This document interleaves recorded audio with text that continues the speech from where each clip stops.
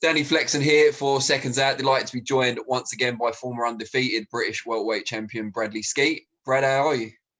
I'm all good, mate. I'm all good. A long time coming, mate. Next week, I can finally say it's fight week. I ain't said that for a long time. 2.5 years since your last fight. You'll step back in June the 4th in a car park in Sheffield. Must be a bit of a change from, the O2, the XL, Wembley Arena. Got to start somewhere, mate. I've got to start somewhere. Listen, I said in a little interview I've done, it's been 2.5 years. I'll fight anywhere. I don't mind. But all jokes aside, I watched the Fight Zone show last week and it looked really good. It did actually look really good. They've done it really well. So yeah, I'm buzzing. I'm buzzing to obviously have the opportunity to fight in it myself and get back, and fans being there too. Now, last time we spoke was back in January. You'd already been in the gym for a good 3 months then. So it's now been more like 7 months in the England gym, of course. How much of a relief is it that you finally got a fight date and you're getting to show people what you've been doing in the gym?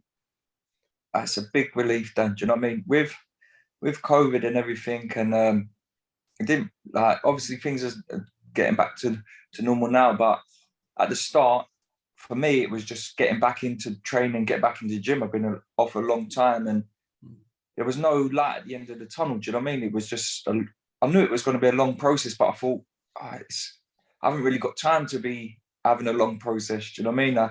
But realistically, I wasn't just going to jump in and get going straight away. I knew it was going to be a long process, but everything Dom said to me and said, listen, it's going to be a long process and we'll get there. Do you know what I mean? And you'll know when you're ready, and know when I'm ready. And it's literally everything's just come at the right time. And I feel great. I'm not just saying it because I'm fighting next week. It's the best I've felt. I feel good in myself. I'm in wicked shape. I'm flying in the gym. I'm doing good things. Do you know what I mean? And I always knew, for the people that's like hinting at me retiring and saying I think it's the end and everything, like, and I always knew deep down, I knew it wasn't the end of me. I knew I fell out of love with boxing and I wasn't in love with boxing. I wasn't at that. Do you know what I mean? And it showed. And now I've got it back. I feel like I'm brand new. I feel like just starting, and it's like my debut. Do you know what I mean? And I'm that excited and that buzzing to go again. Don't talk about your debut. I remember I was there when you were supposed to make your debut and it got called off at the last minute. That was a terrible night. That was a bad old night, wasn't it? That was a bad night. Until you had your first serious spar at Dom's gym, was there any doubt in your mind about whether you were still at the same level you had been before your break? No doubt. No, it was just a bit anxious, really, just to, do you know what I mean? Because I wasn't competitive. I didn't have all the time I had off. Didn't have no competitive spars. Didn't really do nothing. No training, like little bits here and there, but nothing to what like level I should have been. Do you know what I mean? But there weren't no doubt, because I was like, I know I can fight. Do you know what I mean? I know I can look after myself, but it's a bit anxious to think like. I did think, I've been off a long time. Have I still got like the reflexes? Am I still going to be as sharp? And yeah, it was a bit anxious, but like I said, it was a process of, it wasn't there straight away. It was there, but it wasn't there, if that makes sense. And it was just like a build up, and it's there. Do you know what I mean? It's there now, and I've had some real good spars. I've been doing some really good stuff in sparring, and yeah, I was just speaking to Dom today. We had a good session, and I think it's his words, I'm a young spring chicken. Compared to him, you certainly are. I don't know about that. He was training himself. You should see him go. 53-year-old. He's like 23. He shows us all up. Don't give him an even bigger head. It's bad enough as it is. Who have you been doing the majority of your sparring with in the gym? It's like just mainly body sparring we do. Everyone's like looks at me like I'm mad when I say we do body sparring constantly, but England gym's famous for that. And like everyone mixes in with that. And I've been doing a lot of that. But we've had a few like open spars with Willie Hutchinson. When Liam was fighting Andrade, I turned southpaw and tried to, obviously where I was tall and rangy, done some open spar with Liam. And just recently, Michael McKinson come down and had an open spar with him. And yeah, it was real good spar. Do you know what I mean? Really good work. And like I say, for me, it's all about the reflexes, timing, speed, and everything. Ticked all the boxes. And I'm actually buzzing to take that from the sparring into a fight now. Michael McKinson's a good measuring stick because he's kind of British and then on the fringes of moving forward to world level and a welterweight, of course, where you were aimed before. How did that kind of tell you about where you are? Yeah, that's exactly what Dom said. He said, listen, he's a young, like, I don't know, I wouldn't call him a prospect because he's a champion and he's ranked the top 5, I think, with the WBO, just how I was. Do you know what I mean? He's flying out. And not just a champion, he's an unbeaten champion. And he's just had a good win against Chris Congo, who's another good was a good champion. So Dom's like, listen, he's gonna come here and he's gonna answer a few questions. Like really, do you know what I mean? Like I'm 33. I'm not putting myself down, but he's a young, fresh champion coming in to spar. Do you know what I mean? You've been there and done it. He should have been giving me hell. Do you know what I mean? But it was very good competitive spar, and it was good to take from that. Do you know what I mean? And it just proves to me, being out so long and mixing it with young champions, unbeaten champions, I've got it and more. And do you know who you're going to be fighting next week and what weight the fight's going to be at? Yeah, I think it's been confirmed. I'm not too sure, but it's a 6-round fight and it's against Dow Arrowsmith. It's just a run out. Do you know what I mean? It's a lot of people have been asking me, "Oh, who you fighting?" Listen, I've done interviews and that and said, "Oh, I want to get straight back. I want to do this and that." But realistically, I'm not going to get in the ring and fight a champion straight away. In my 2.5 years, I've been out the ring. I've been out a long time. Do you know what I mean? I'm with a new team, new trainer. So this is literally what it is. It's a 6-rounder against Dow Arrowsmith.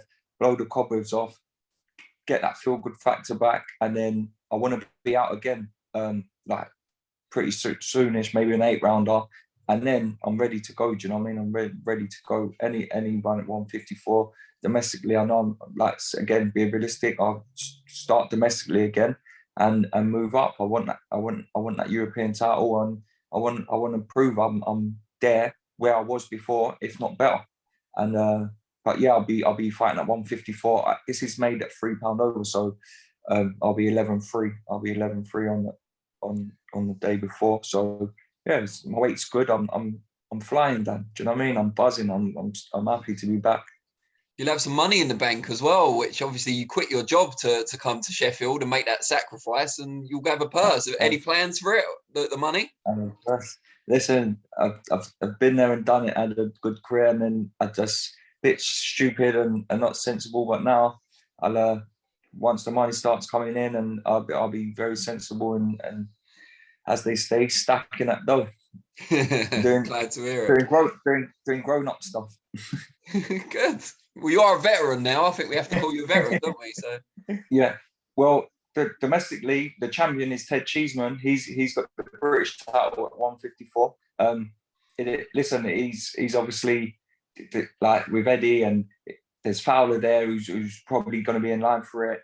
But then there's Troy Williams just won a final eliminator for the British. So it's all, do you know what I mean? He's with Frank Warren. So listen, who am I just to come back and start demanding this fight and that fight? But they're the fights, the champion, do you know what I mean? So if that fight could happen, I'll be happy to take that fight. And I've said it before, that belt's so nice, I'll do it twice.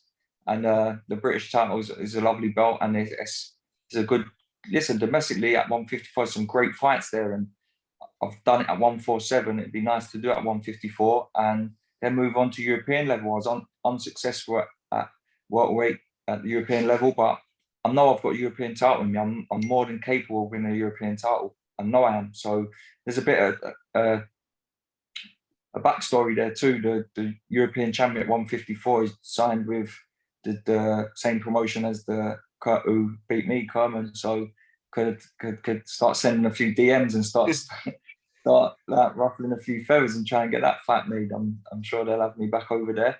But yeah, we'll see, mate. We'll see. And you mentioned the European title, of course. I think the champion may be about to vacate. There's certainly been rumours that'll happen, so the opportunities could easily open up there as well. Yeah. You said you've got a European title in you, but have you got still half an eye on the world scene ultimately? I've been an idiot to say no, Dan. I'm in boxing to be a world champion. Do you know what I mean? And I've said it. I'm here with a world-class trainer. I'm here with a world-class team, world-class setup, whose list of world champions go on. And I'm mixing with the likes of the boys in the gym. Liam's just boxed for a world title. Barry's boxing for a world title. Do you know what I mean? I want to be a world champion. If I didn't, I'm wasting my time sacrificing, coming away from home and do you know what I mean? It's a big thing for me. Like I say, I'm moved away, and I'm not just done it just to just come back and have like it be a little hobby for me. It's my career. And at once upon a time, I was right there. I was in touching distance of fighting for a world title and got swerved. So I know I feel as good as ever. I feel great. Do you know what I mean? I'm in a good place. I love boxing again, and Don wouldn't have me if he didn't think I could go all the way. And I'd love to. Do you know what I mean? That's my aim in boxing, is to be a world champion. And listen, I just got to keep my head down, keep grinding, keep winning, and hopefully I can get there. And from a promotional perspective, have you or any of your team reached out to the likes of, Frank Warren, who you worked with before, Eddie Hearn, just to get an idea of if there could be stuff in the pipeline for you? Yeah, I to be honest, since coming back, it's been pretty clear that I'm back and everything. And I was with Frank and not heard nothing from Frank or anyone there. So I think my days are done there, to be honest. And I've chatted to Eddie a few times, and listen, he's a busy man, and he's got a lot of fighters. But if something could happen there, then it'd be nice. Like I say, I've got a new team, as in the training team, and maybe it's a time to have a new promotional team. So yeah, I made it quite clear. I'd like to be a matchroom and Eddie, because he's doing great things. He's doing really great things, and at 154, there's some great fights there to be made. So yeah, like I say, I've had a few chats with him, and hopefully get this one out the way. Do you know what I mean? This is like my comeback, so to speak. This ain't like a big title fight. And I think it's a 6th rounder to get a win, and then yeah, we'll see where we can go. I'll be pestering him and messaging him after this fight, and yeah, see what we can do. Do it. I'll pester him all the time. He loves it, I'm sure. You get on to him for me too, then. I will. Yeah. I'll send one to him, one to Frank. I'll just copy and paste. No, don't worry about Frank. All right, fair enough. I'll leave that one then. Really, really best of luck for. I mean, you're not going to lose, but best of luck anyway for next week, and hopefully we'll catch up again after that and see where it goes from there.